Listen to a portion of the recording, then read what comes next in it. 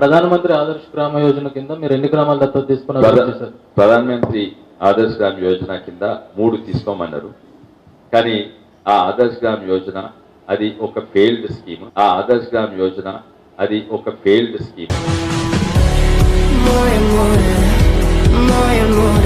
నేను ఒక్కటి తీసుకున్నా ఎంతో ప్రయత్నం చేసిన.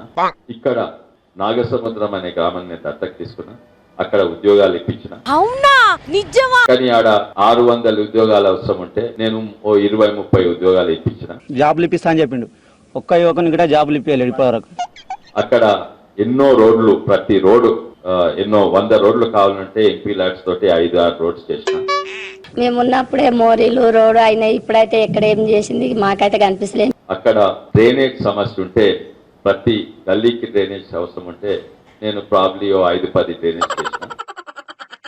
రుకో జరా సబర్ కరో. గ్రామం డెవలప్మెంట్ చేయలేడు, పోని బిజినెస్ యూజ్ చేసుకుని కాబట్టి దాన్ని విధంగా డెవలప్మెంట్ చేయలేడు.